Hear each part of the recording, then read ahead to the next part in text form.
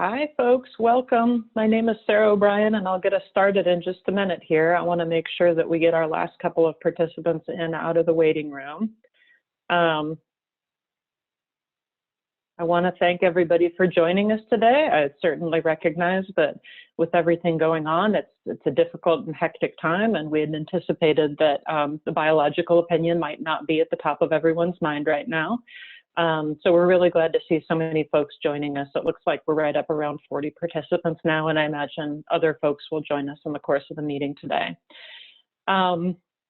We really appreciate you all taking the time today to join us and hear what our agency partners have to say and provide your feedback on kind of the past, present, and future of biological opinion implementation planning. My name is Sarah O'Brien, and I work for a group called Willamette Partnership. We're a nonprofit organization that's supporting FEMA and its agency partners, along with our partners at Salus Resources in this phase of implementation planning. So welcome. We're going to step you through some introductions here and talk a little bit about the flow of the workshop today. We're feeling very prepared for the future because we were planning on holding this meeting remotely even before everything became remote. And so we're testing out some new technologies today with Zoom breakout groups and so forth. We've been practicing them a lot, and so we hope things will go smoothly, but we'll ask you for your patience in participating as we work our way through kind of these new challenges that any new challenges that might arise today. As I mentioned, my name is Sarah O'Brien, and I want to introduce my colleagues here, starting with Erin Cooper, who's FEMA's current lead on this project. Erin, why don't you introduce yourself, unmute yourself, introduce yourself, and say a little bit about where you are and what you work on.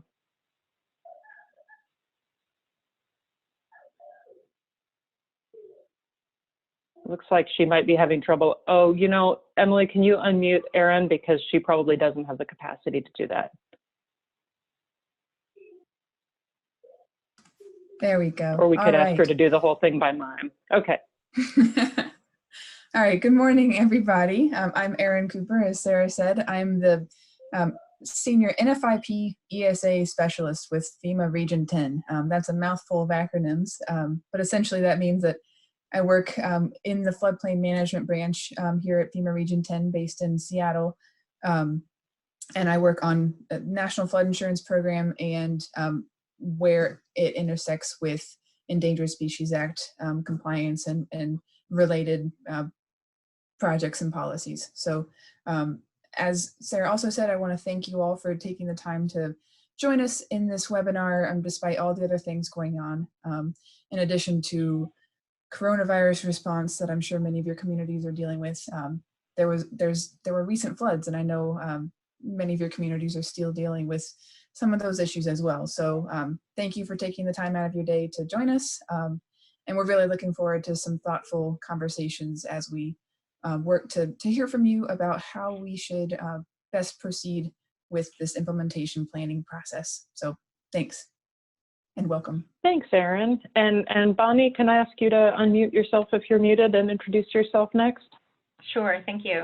So I'm Bonnie Shoren. I work with the National Marine Fisheries Service. I have a long relationship to the formal consultations with FEMA, both in Washington and in Oregon, including the RPA that we are working on implementation of today. So I think I've been working on NFIP and ESA issues since 2006. A veteran. Okay. So Linda, can I ask you to unmute yourself and introduce yourself next? Yes, so I'm Celinda Adair. I work with the State of Oregon Department of Land Conservation and Development, and I'm the State National Flood Insurance Program Coordinator. And I took over this role a little over 1.5 years ago. And so I've been working with local communities to help implement the NFIP in Oregon and answer permitting and other questions. And now I'm involved with this BIOP work as well. Thanks, Celinda. And Emily is on Willamette Partnerships team and supporting this work. She'll be the person behind the scenes helping operate Zoom and intercepting chats and making sure folks have any technical assistance they need today. Emily, do you want to introduce yourself as well?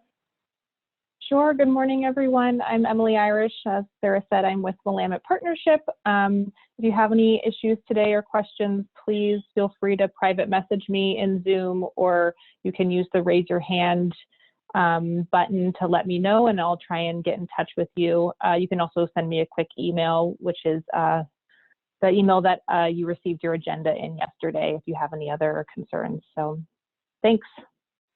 Thanks, everybody. I'm going to say just a few words here on our plan for the flow of the meeting and what we hope to achieve with today's meeting. The agency team wanted to bring all of us together, and we had an in-person meeting with folks that happened to have access to us here in the Willamette Valley in Salem a few weeks ago.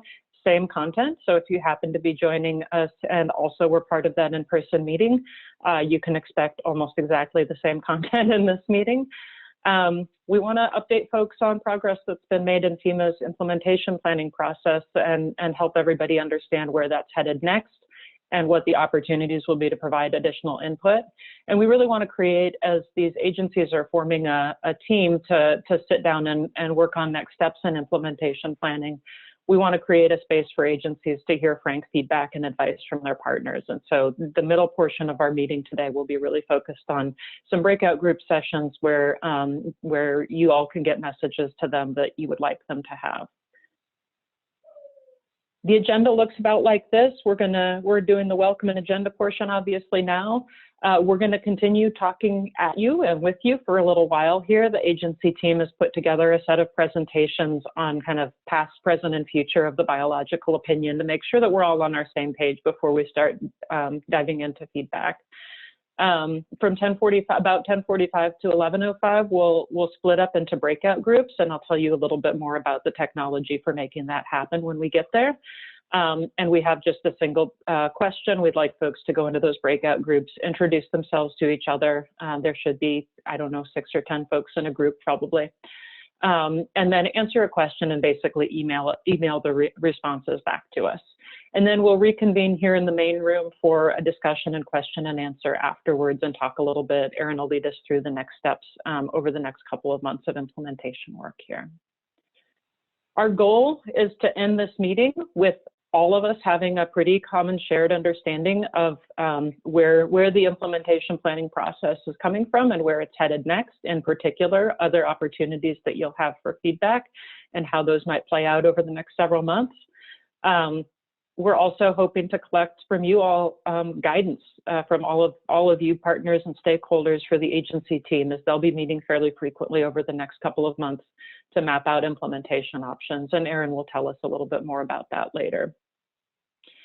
We have forcibly muted you, and so we'll ask you to remain on mute throughout the main webinar session here, unless during a question and answer period, if you raise your hand, and I'll show you how to do that in a moment, Emily will call on you and you'll have a chance to be unmuted and ask a question. If you have a question in the course of presentations and want to get it early in line, you're welcome to just write it in the chat section, either privately to Emily or to everyone at the same time. And we'll answer those questions first when we get to the Q&A section. We'll have a Q&A section after these initial presentations, and we'll have another one at the very end of the call. If you need help with any technical issues, raise your hand or notify Emily via chat. And just so you know, we're recording this main session. We know that especially with the COVID situation, folks may not have been able to join us today who wanted to.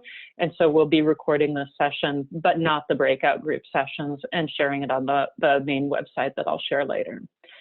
And then here's just a little graphic. Hopefully folks are becoming very familiar and accustomed to Zoom meetings. I know I'm spending almost all of my time on Zoom these days, but in case you haven't run into it yet, there should be a sidebar off to the right-hand side of your screen. If you don't see it, then click on participants or chat down at the bottom part of your screen to get that sidebar up. And again, raise your hand during the session and we'll either connect with you individually or ask you to share your issues via the chat function. So with that, I'm going to turn it over to the agency team. We have a series of presentations planned. Shouldn't take more than 30 minutes total, so they're all fairly brief. Each of my colleagues here from the agencies is going to present. Our topics are roughly going to run through what's the goal, what's the background and the intent of this whole implementation planning process, why did we end up here, what's the sort of biological and legal reason that we're all sitting here today talking about this topic, what's already happened in the last couple years, frankly, of implementation planning, and recognizing the fact that we've asked for, or some of us have asked for your feedback before and collected and are still using that feedback. And what's next? What will be the next couple of steps here? So Erin, if you can go ahead and unmute yourself, I will pass it over to you to walk us through the first section on what is the goal? What's the goal of this effort? Oh, I'm sorry, Emily, you have to unmute her again. Erin, we've made you a special person who's not able to unmute themselves, so sorry about that. Emily will unmute you. No problem. All right, thanks, Emily. Okay, so I guess we can start with a little bit of background and explaining the basics of what the National Flood Insurance Program is. I'm sure many of you are pretty familiar with the structure of the NFIP, but it is a voluntary program led by, or administered by FEMA. And essentially it's a quid pro quo program that allows communities to adopt floodplain management standards into their local land use planning ordinances. And with those minimum standards or higher standards, communities are eligible to provide flood insurance, or property owners are eligible to obtain flood insurance through our NFIP program, as well as other assistance through FEMA. So that's the basics of the NFIP. And we're looking kind of at the implementation of the NFIP. If you'll go to the next slide, Sarah. So the NFIP is a federal program, which means it's implemented nationally. The same program is implemented across 22 or 23,000 different communities around the country. But in Oregon, we have kind of a special case going on right now, which is why we're here talking. There was a determination by the National Marine Fisheries Service, which Bonnie will tell you a little bit more about, but essentially it was found that the current implementation of the National Flood Insurance Program creates a jeopardy situation for endangered and threatened listed native fish and southern resident killer whales and a few other species, and harms their critical habitat. And that piece, the harm of the critical habitat, is really important because we're dealing with floodplains, not necessarily the river itself in most cases. So we're kind of looking at a bit of a paradigm shift in how FEMA performs the National Flood Insurance Program and goes forward with implementation specifically in this state. So our goal in figuring out how to do this, it needs to be a collaborative one. And what I mean by that is that we need to work with stakeholders and community officials like yourselves to find a way to better manage the NFIP in the state of Oregon, where this biological opinion applies, to meet the core goals of the NFIP. So namely, reducing flood hazards to people and property. That's really at the heart of what the NFIP does, and at the heart of what our local communities do. But we also need to look at the impacts of floodplain management on flood storage, water quality, as well as fish and wildlife habitat, so that we can maintain or even improve the natural benefits of functioning floodplains, so that our floodplain management practices can improve the habitat and be less jeopardizing for these listed species. And finally, what's probably most important is that we work within the realm of realities for policy and programmatic decision-making for the state of Oregon, for local governments throughout the state, and all of the various land use planning goals that help to keep floodplain management practices afloat. Sorry for the pun, throughout the state. So how are we doing this? Well, we're really building on what's already happened, and Celinda will talk a little bit about what's happened to get us to where we are today. We're building on some of these existing successes in floodplain management practices throughout the state, but also great feedback we've received from the state and communities on how we should go forward with this new implementation planning process. What we don't want to do is offer a one-size-fits-all solution because we know that all Oregon communities are not the same. There's a huge variety in connection with critical habitat, in how floodplain management works with your local communities and beyond. So we want to make sure that the options that we offer at the end of the day make sense for all of Oregon. And so finally, we want to provide support to you through this process, not just through this planning process, but our goal is to provide that support as we go forward down the road with the actual implementation. So that might look like templates for how to update floodplain model ordinances, technical guidance, memos, mapping and technical support, these sorts of things. Whatever makes sense to help your communities get this implementation off the ground is what we're going to try to provide. So that'll come down the road, but yeah, we're here to help. Thanks, Erin. And again, we'll have questions at the end of all of these presentations. We'll just do them together to make sure that we make good use of everybody's time. Bonnie Shoren from NOAA, who introduced herself earlier, is going to share with us a little bit more on the background of the BIOP. And I realize folks may be on the call who have had a lot of experience and understand this context well, so we'll keep it brief, but thought a little refresher would be helpful. Bonnie, unmute yourself and go ahead. All right, I am, everyone can hear me, right? Great. So why did we end up where we are right now? There was litigation that compelled consultation between FEMA and the National Marine Fisheries Service to evaluate the effects of how the National Flood Insurance Program lays out on the ground for our fishes and their habitat values. And what we learned is that floodplains have meaningful function both to people and to fish. And I apologize that that is my supervisor calling me. I'll put him aside for right now.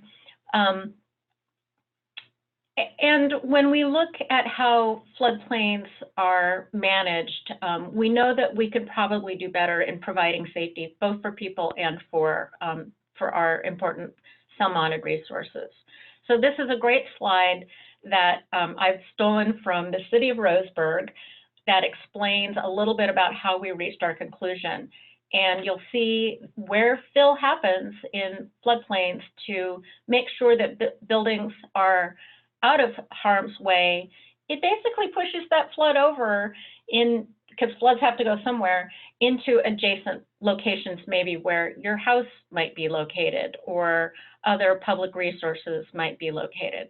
So that effect of how water moves when we put development in floodplains underpins a lot of our analysis.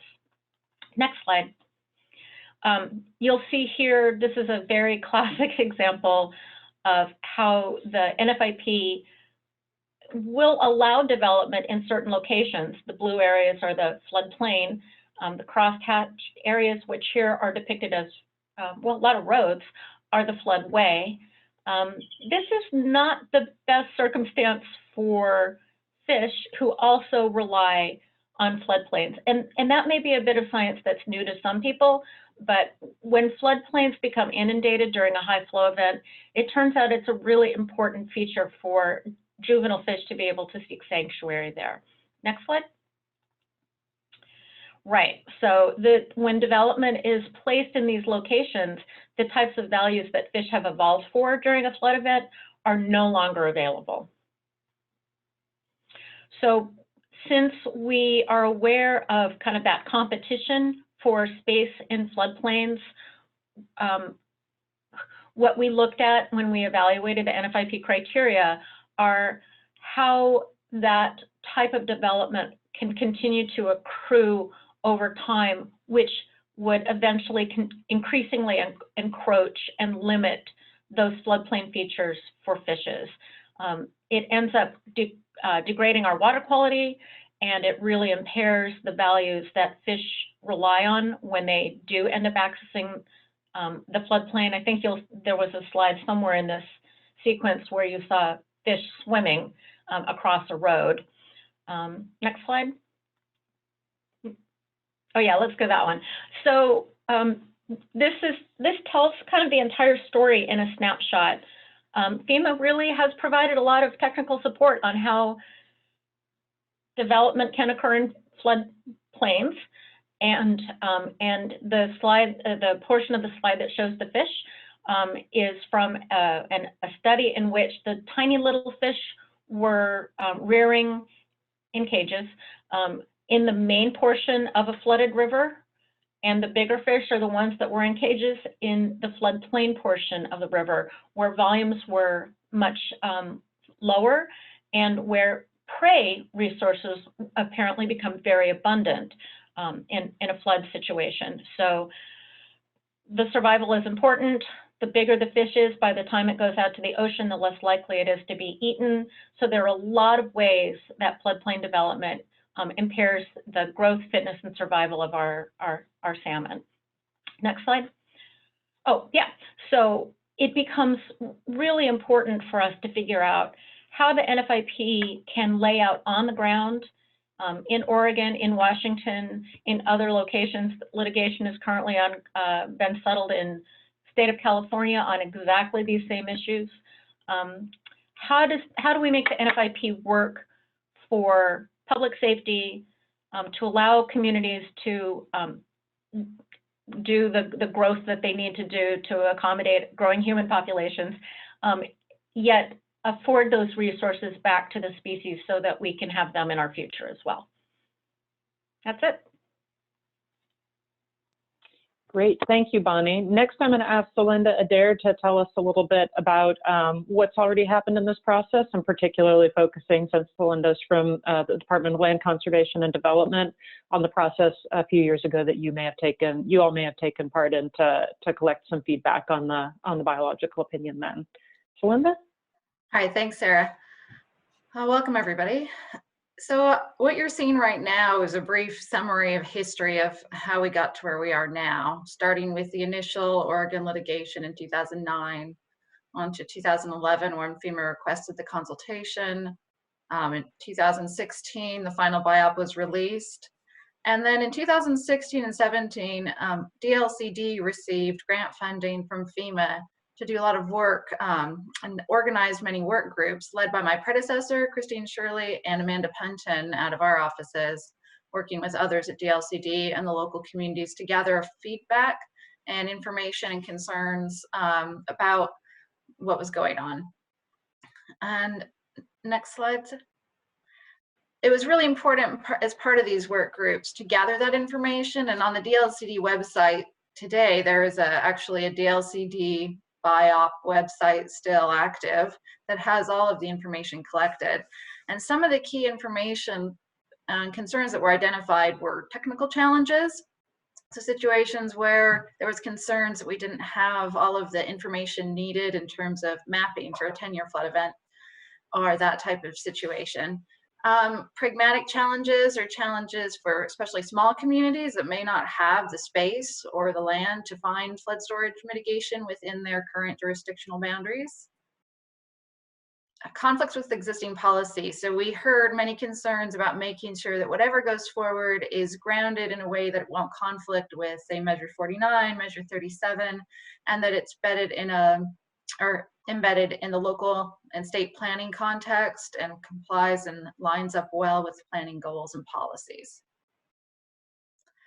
There was also a lot of feedback given about wanting to not have a two-step process with an interim and then a final implementation plan. There was a lot of requests essentially for just a one guidance so that people weren't making changes and then changing again.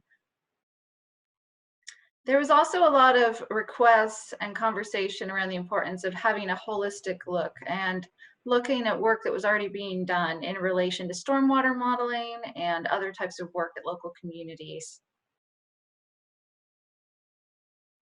So what happened with all of that information?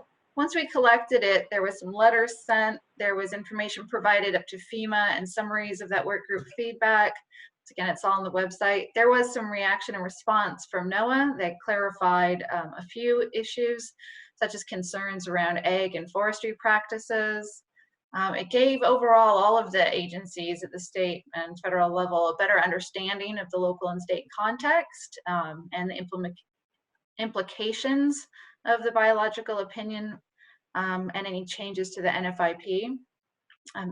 It also gave us a really strong starting point for going forward right now. So one of the things I want to make sure is clear to everybody is that the information that was obtained from those previous work groups is still used going forward. It hasn't been forgotten or just ignored over there. It's all still being reviewed by FEMA, by the state, by the consultants as part of this process, and it's going to be integrated into the work that's being done right now going forward. Thanks, Celinda. I keep forgetting to mute myself right as somebody's doing their last slide, so that's what that pause is. Erin, we're going to go back to you, and maybe Emily can unmute Erin again to tell us what the next couple of steps look like here, and then after that, we'll open it up for questions. So if folks want to start getting their questions in line via the chat function, or prepare yourself to remember how to raise your hand, then we'll do that just in a couple minutes here after Erin finishes up our last couple slides.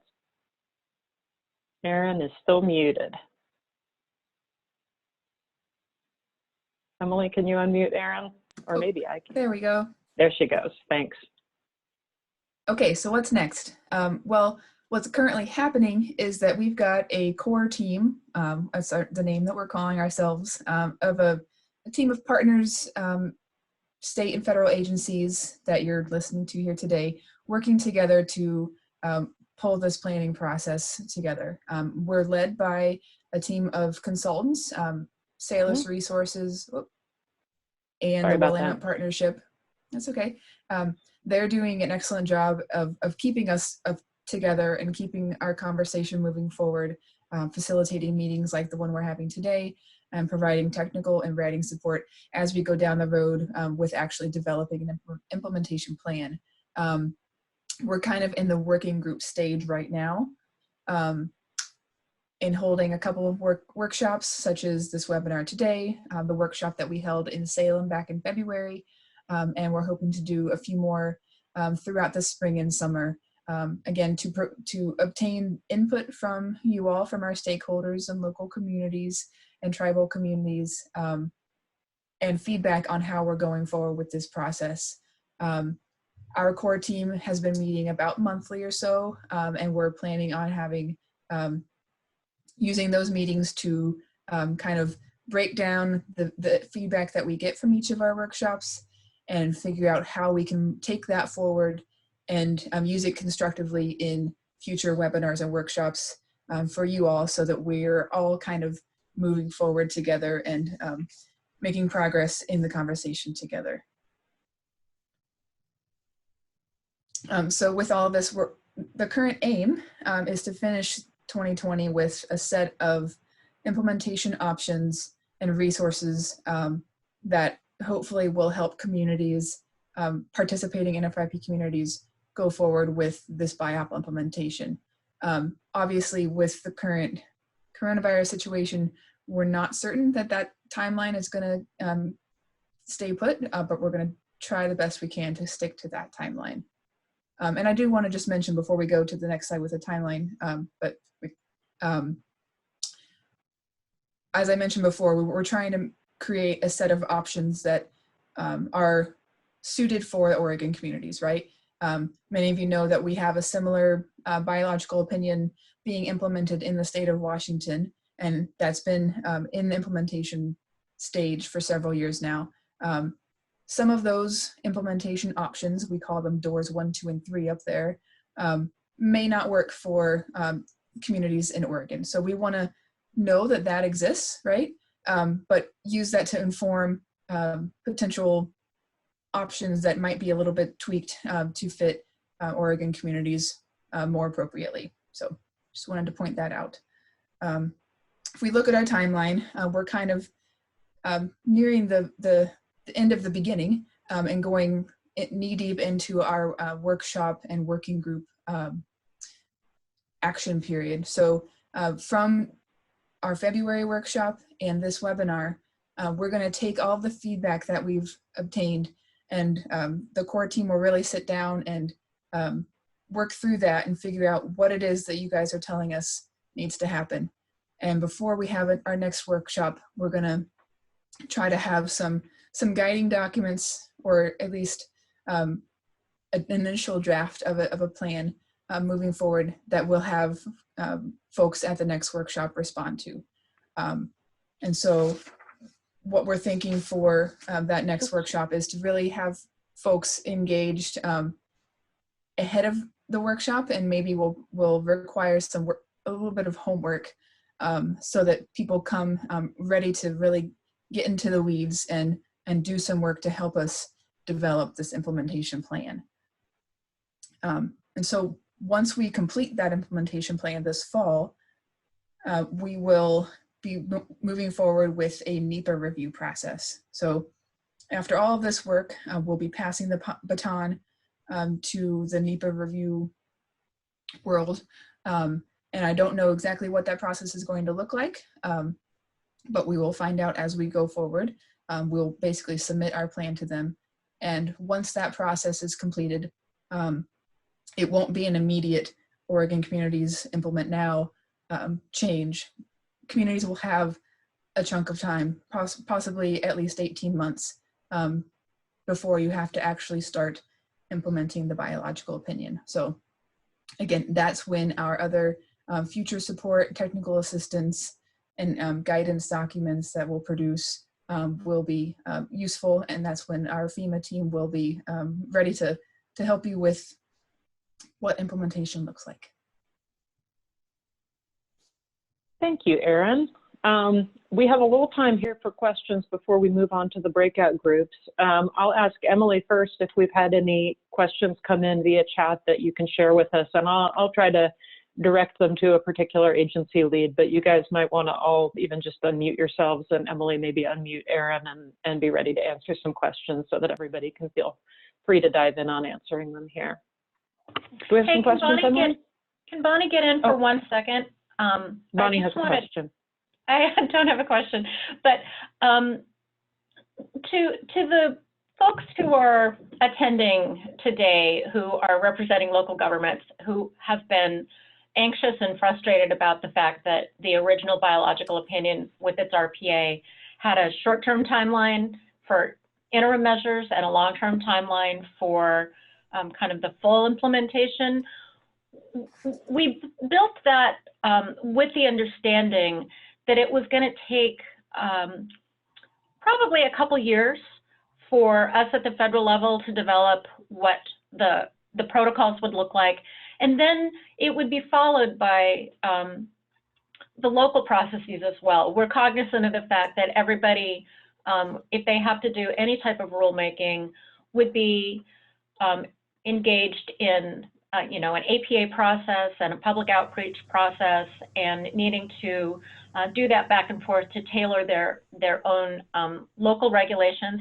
And it was in anticipation of 4 to 6 years for all of this to lay down on the ground within our local communities that we thought, I mean, we needed to be able to have a short-term strategy that would still reduce the amount of take for that period. And it turned out that it didn't work out that well. But so I want to apologize for everyone who has been frustrated by that. We're at the stage now where we're just skipping over the whole two-part strategy, and we are looking forward, looking for your help, and looking for kind of cooperative development of how this is going to work for FEMA, work for resources, and work for the communities as we build a long-term solution. So thank you for letting me take the floor for a minute. Thanks, Bonnie. And it looks like Emily has shared the questions that she's collected so far with everyone. So I'll just go ahead and read the first one of those off. And I imagine, Erin, it'll come to you first, and then potentially with Celinda following up. The first question is, hi, how would changes impact CRS communities? So what thought have you guys given to how this might intersect with the existing community rating system? Right, so the community rating system has already undergone some changes to reflect habitat protections as higher regulatory standards and increases to the point opportunities available through the CRS program. So those changes I'm not sure if they are finalized yet, but there are CRS actions underway right now, not specific to the Oregon biop, because the CRS is a national program, but habitat protections and natural and beneficial floodplain function components have been either beefed up or added to the CRS program to add recognition to species impacts. Celinda, do you want to say anything else to that? No, just the same thing. That my understanding is that, you know, as the CRS manual is updated periodically, there would be another update that may reflect some changes related to increased points for natural beneficial functions and other types of topics that may give communities opportunities to qualify for more points with tie-ins with the biop implementation long-term, depending on what options come out of this. Mm-hmm. Thanks, guys. I believe the second question here, I'm going to break into two, and folks can see it in its fullness in the chat window if you like. Erin, I think this is also mostly directed towards FEMA.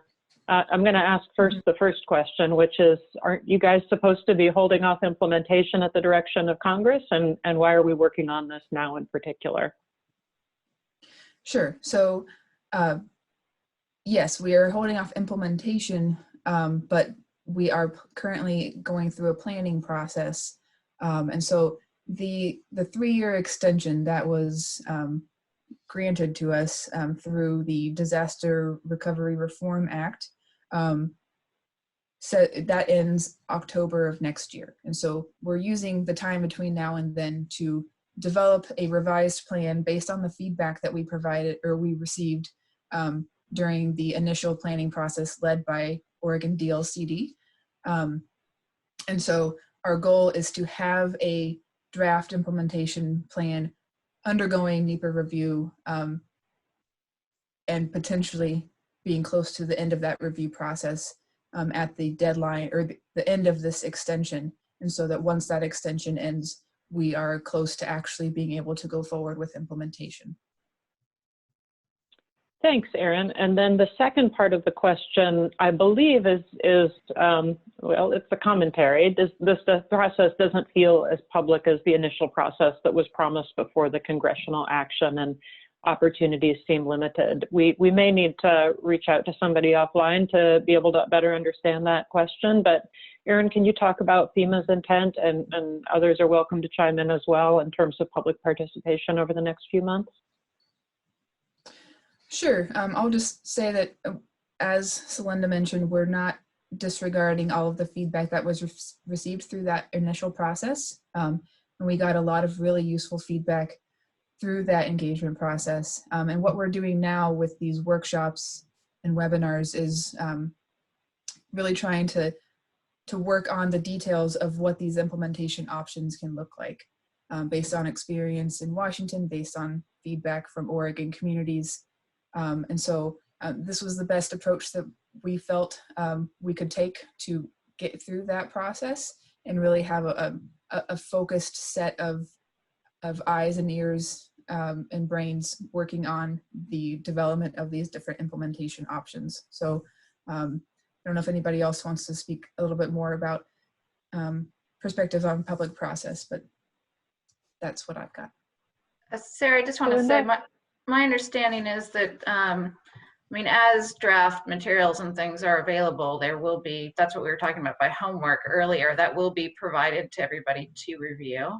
And there'll be opportunities to provide feedback and comments and things on that. So it's not going to be decided off in a corner over here or a black hole. It's going to be, ideas are going to come out, and documents are going to be put forward, and that'll be circulated both with our DLCD ESA listserv, the floodplain manager listserv, and through FEMA's efforts.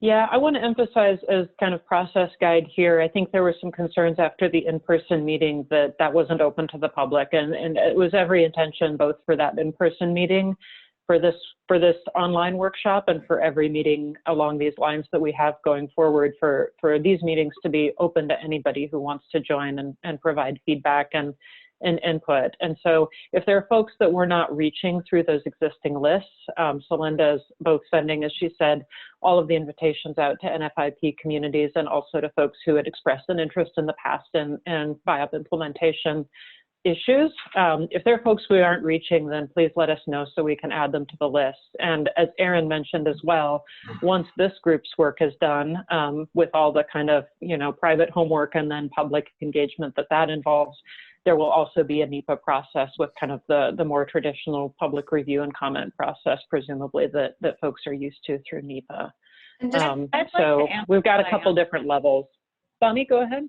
Yeah, I'd like to amplify on that. I mean, at this stage, notwithstanding everything that you just said, Sarah, at this stage, the solicitation, I think, that we've had to try to bring people in to participate is really, I think, has really been focused on those folks who are, they're representing the communities that are in the floodplains.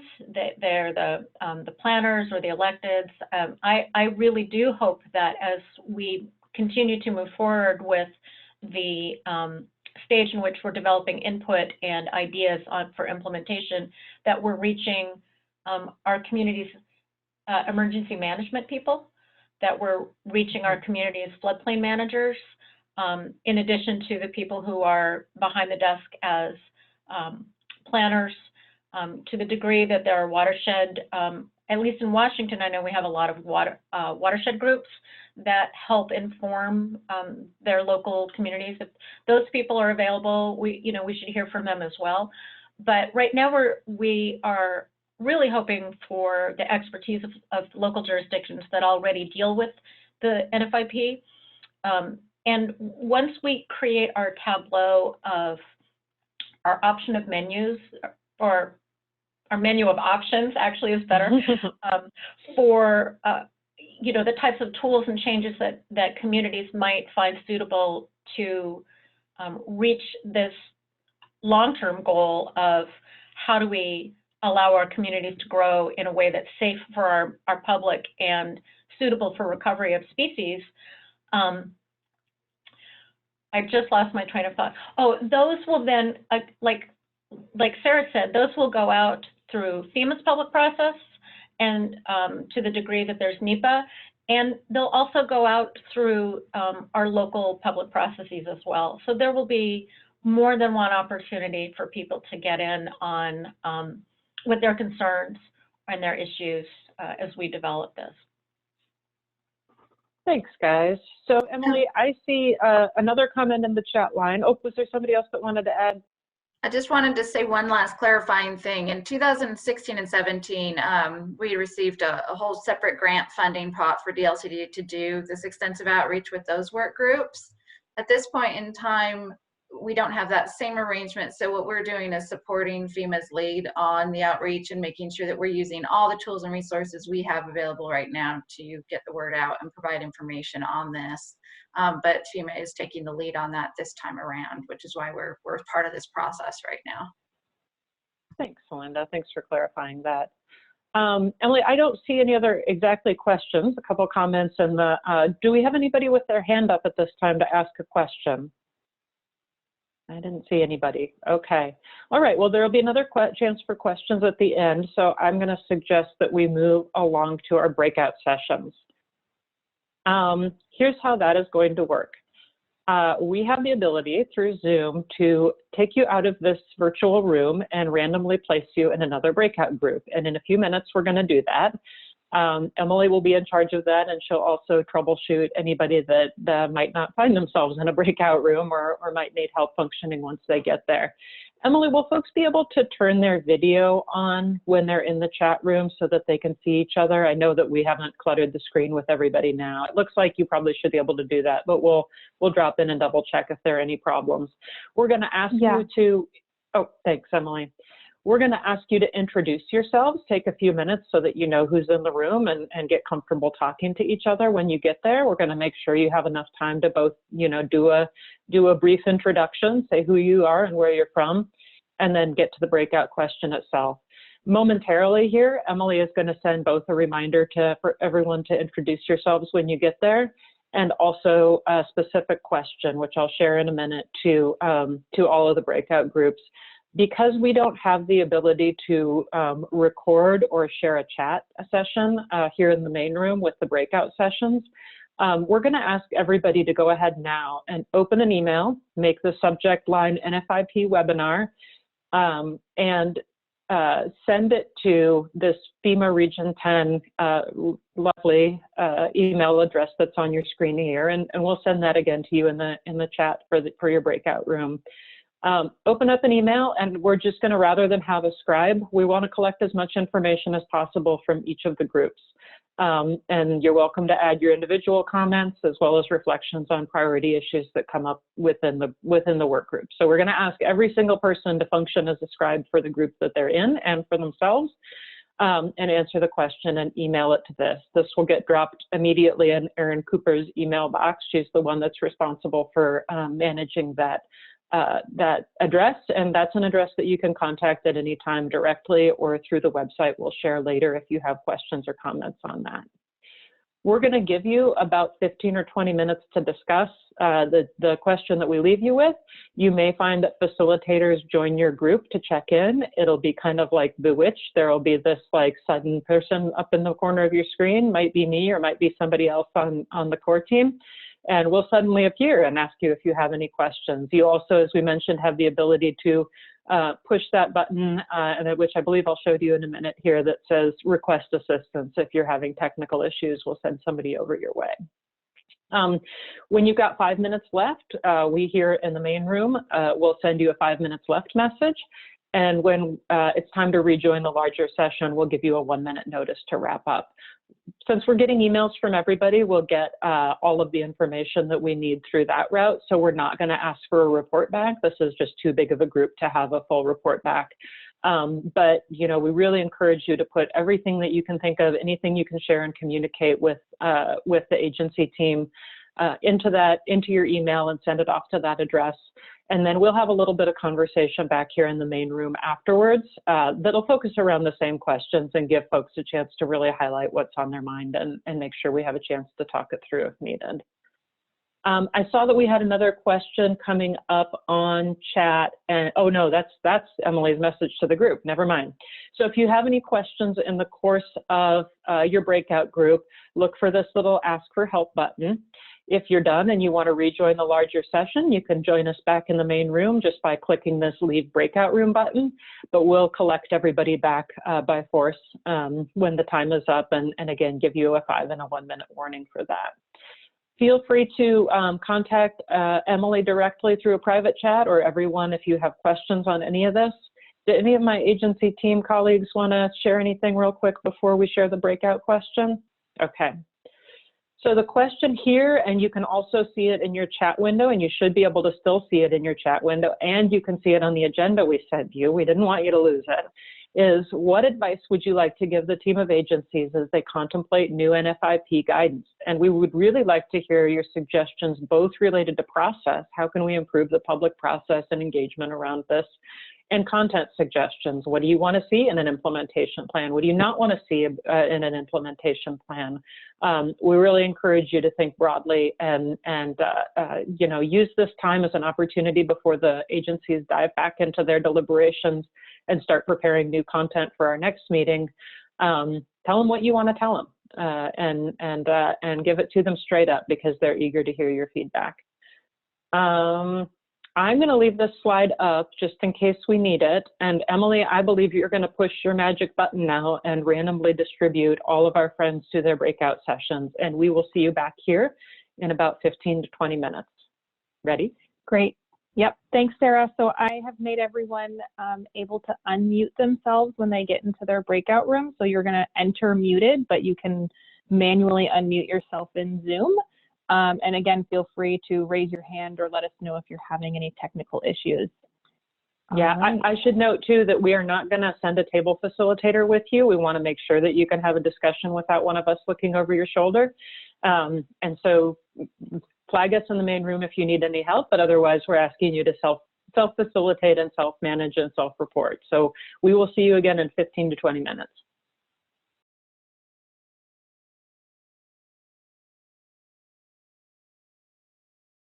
Well, thanks everybody for doing the breakout exercise and sticking with us for this last portion. Welcome back. I want to acknowledge we heard from a couple of groups that that question was uncomfortably broad and may have been a little bit difficult to discuss. When we did it in person, I want to explain kind of for the sake of transparency, we did a series of kind of smaller questions leading up to that. We were nervous to send people out to a 30 or 40 minute breakout session, so we modified that a little bit for this. But we appreciate any feedback that you're able to provide, and we really want to make sure that if you have questions or comments or answers that don't fit the breakout question, please don't hesitate to send them to the same email address, and we'll collect and collate and document all that information and include it in our summary of feedback going forward.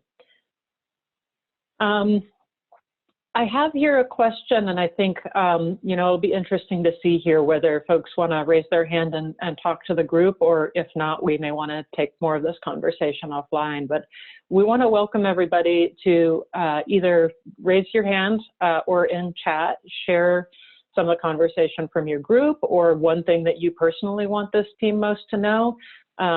Is there anything you really want to get off of your chest before we switch to a brief question and answer and switching or talking about next steps? And I'm just going to maintain silence for a moment here to make sure that we have time to let anybody chat or raise hands that wants to.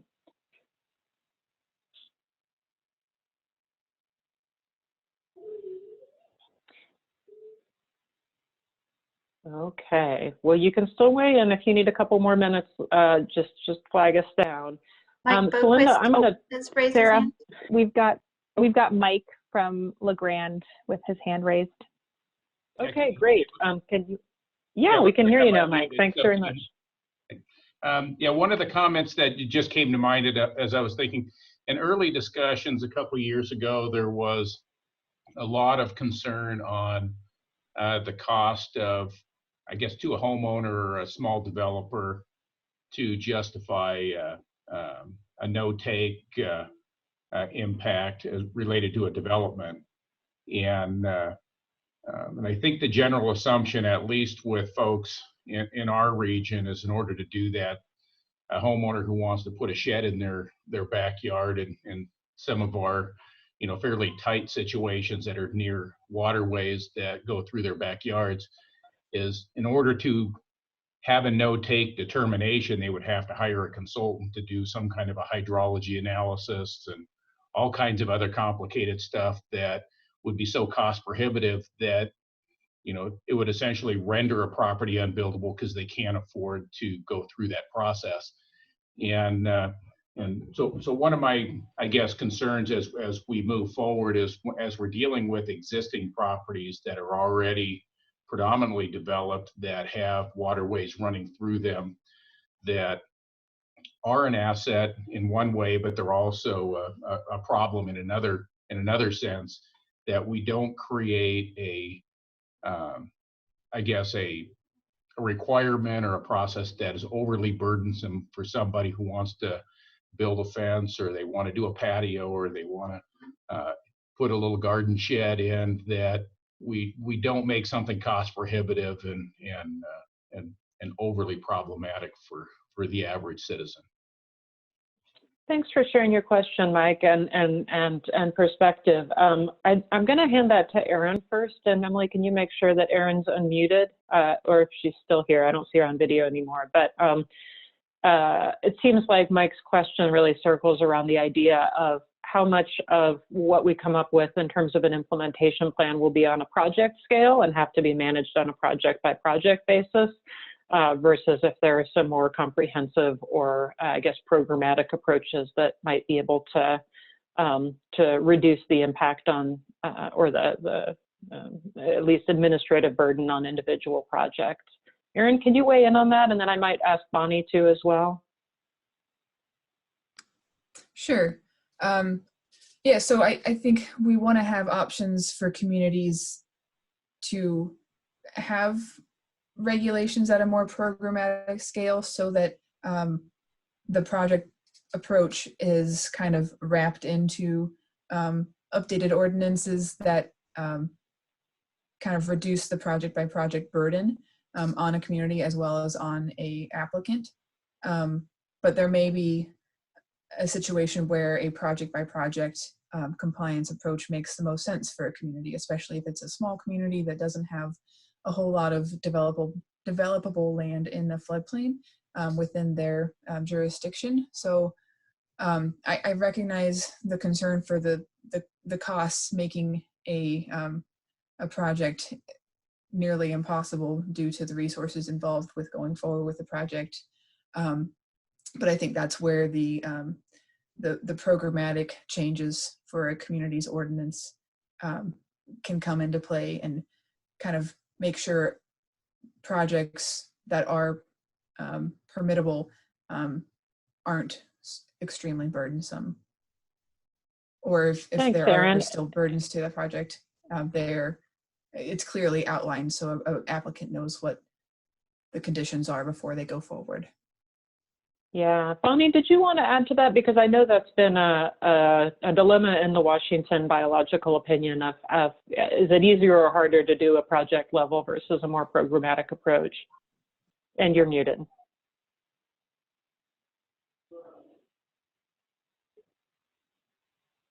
My speaker's on. Hey, there I am. Thank you. Thank you. I can tell that Mike in LeGrand has been around a while because we did come out to Eastern Oregon and do some workshops in the early days of the Oregon opinion being issued. And it was clear then that folks in those communities had been in touch with their counterparts in Washington and had heard about the kind of the door 3 approach, which was if you aren't in a programmatic structure, you just go permit by permit, but we need a habitat assessment and we need to know what features are lost and we need to know, how you're going to calibrate for those. And that has been burdensome for folks. And back in the day, we heard a lot of anxiety around not bringing that approach to Oregon to the fullest degree possible. And that is one of the reasons that in the RPA, when we wrote it, we put in those 3 criteria for how to mitigate, and that there's an assumption that if you're building in the floodplain, you will have some impacts. And we wanted to have some really simple metrics on how those could be calibrated, those impacts could be calibrated and then offset. One of the things that I hope will happen in the course of the developing solutions for Oregon communities for the NFIP is that there will be some constructs around impact and mitigation, and that they don't have to be complicated and that they don't require folks to hire consultants and make an expensive investment for, like Mike said, a garden shed. So I think that Mike's comment is really well placed. And it's going to be one of the things that we all need to, do some hard thinking around as we bring these constructs forward. Thanks, guys. And we have a comment too from somebody out there. You all can see it in your chat window as well as I can, but I just want to highlight it. May I suggest that there be a financial exchange to reduce concerns about takings? A transfer of development rights might be a useful concept. So that's definitely something. We are recording the chat as well from this, and we'll include it along with the written comments that we're collecting. So I know that's something, so Linda, the DLCD has explored already to some extent, and you'll be able to bring some expertise on. We're actually, despite me saying we were running ahead, we're running just almost exactly on time here. So Emily, do we have any other hands raised right now? I want to maybe ask if we do have a minute or two here if folks have any final questions. While we're watching for hands, Celinda, I'm going to call on you next if you want to unmute yourself. You mentioned that in your breakout group, there was a little bit of conversation around the public process that was previously conducted through DLCD and how we can sort of qualitatively structure our meetings going forward to make sure that they're as inclusive as possible. Can you share what you told us? Yeah, essentially, people want to be sure that back in 2016 and 17, DLCD did a lot of workshops out in communities, et cetera. And while we're not reiterating that exact process, there is still, the intent is that there's still public outreach and public involvement with this. And so my understanding is that through this process we're in now, there will be more public outreach going. So once draft materials and information is available, people have opportunities to review that, provide feedback, et cetera. So the public process isn't over. It's ongoing right now and going forward. It's just changing slightly in that we're not doing those around the state workshops, which with COVID-19 is probably a good thing right now. But that doesn't mean you won't still have opportunities to review the information, provide feedback, and be involved in the conversation. So I just want to be clear that there's still plenty of public process going forward. And then there is the NEPA later on too. Great, thanks, Celinda. Emily, I don't see anybody else's hand raised, do you? Cool, well, thanks for tracking that. Thanks for your questions and comments, everyone, and we really look forward to receiving all your emails. Just a quick reminder to send that email. You can send it now, or you can continue to jot down some comments and send it later, but please do try to send it to us as soon as possible and before you forget all the clever ideas you had on the call today. Emily, if you could unmute Aaron, and Aaron, you may have to participate in that too. I'm going to ask Aaron to tell us about we will. I have a request here to display the email address one more time. Emily, can you add that back to the group chat? And then I'll also flip back to that slide at the very end. Aaron, tell us what's up next, or reiterate what's up next. Maybe. We've got a hand raised. Let's go ahead and address that. Oh, first, I'm sorry. If we can. That's okay. Let me see if I can call. Now we need Emily to call on that person. Oh. Okay. Now I you see can hear me. Thompson. Yeah, we can see and hear you now. Thanks for joining us. I raised my hand a little bit slowly. One of the members okay. of my group is only able to interact via email. So she sent it, but I don't think you saw it, and I have. So I'm going to continue to help relay what her comments are. Oh, thank you. So her question is asking about how if there will be further analysis of the actual opinion. You know, will FEMA or the state take a hard look at the analysis of what that opinion is, and does it have merit, and what does it mean, and how do we interpret this? Bonnie's shaking her head, and I'll remind her to unmute herself and help us answer the question. Thanks for the question, and thanks for helping me weigh in. No, the opinion, it stands as it is, to the degree that there was some litigation brought that challenged the opinion. That litigation was dismissed because it wasn't ripe. It remains to be seen if parties will want to challenge what we provide as an implementation plan. You know, there are both ends of the spectrum on who would be out there that would seek to challenge that. But I think that if I understand my attorney correctly, the General Counsel Northwest for National Marine Fisheries Service, the statute of limitations is run on challenging the biological opinion. So any challenges would actually be at this point to whatever we develop as cooperatively as an implementation strategy. So and Aaron, I wonder, sorry, go ahead. There was just a follow-up question, and I apologize. I'm kind of asking these in a third-party way. No, it's okay. So hopefully they make sense. That you mentioned the state of Washington, and that you were going to take you will take a look at that implementation strategy, but really be thinking of Oregon.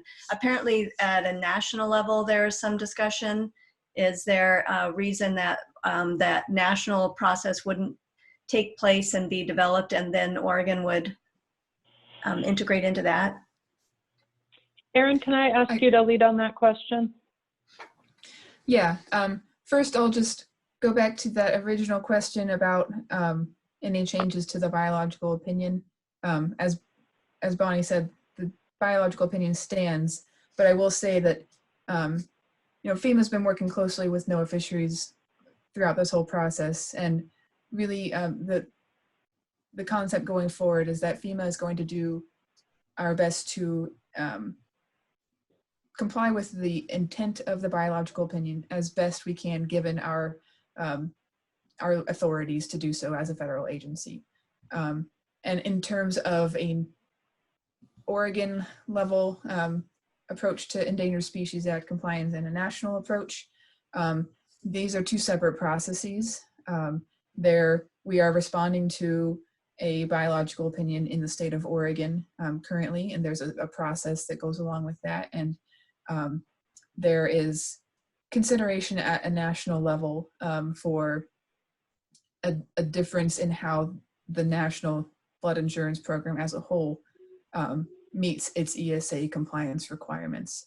But that conversation is ongoing, and until we're told otherwise, we are going forward with the Oregon biological opinion implementation on its own.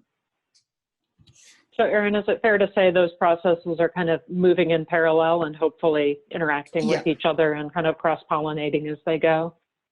Thanks for passing on those questions. We really appreciate your help in helping people work around their technical difficulties. I'm going to take a facilitator's prerogative here. We have one more question via the chat function. I understand some folks who may need to leave us directly at 11:30, but I think we've got the next steps up there on the screen.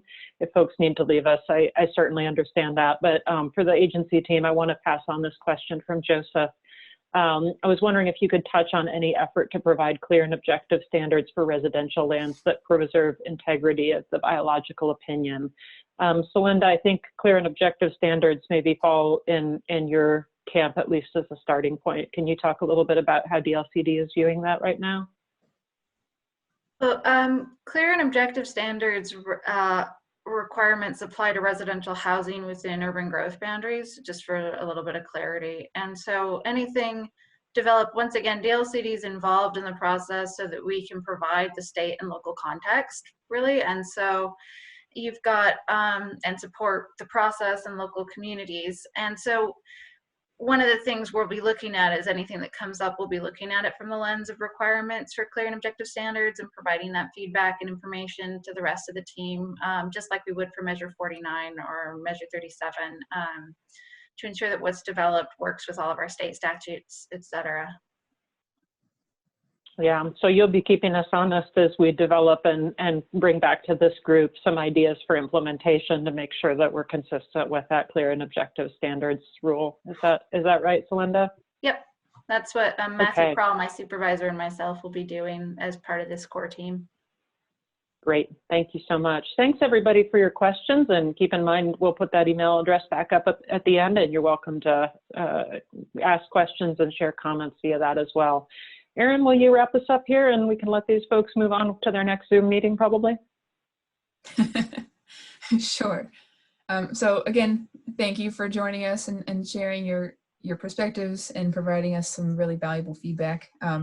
We've recorded this webinar and we'll be gathering together all of the input provided in various breakout groups so that we can get a full picture of what was discussed today.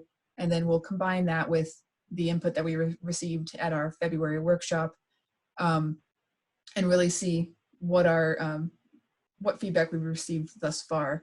And so before we hold another workshop, we'll be providing some draft materials to folks for review. And our goal with those who want to participate in the next workshop will be to have you do a little bit of homework, like I mentioned before, and come ready really to dive into the weeds and really start to have these conversations about specifics for what this implementation plan can look like. We haven't set a date for that yet. It's possible that it will be remote again, but we'll sort out those details amongst our core team here in the next couple weeks. And definitely, if you've received emails from myself or from Celinda, keep an eye out for others going forward. And we'll be providing resources either via email or via our online website for you to download those as well. Well, thanks, Erin, and thanks again to everybody for joining us. The website that you see here is a place where you can find meeting notes. We'll provide this presentation, both the slides themselves and the recording of the entire presentation, with the exception of the breakout groups. I will flip back momentarily here to that email address and leave it up a few minutes if anybody wants to see that again. It's also in your chat function. And yeah, thank you again for joining us, and expect to hear from us soon. There it is. Okay, thanks everybody. Talk to you soon.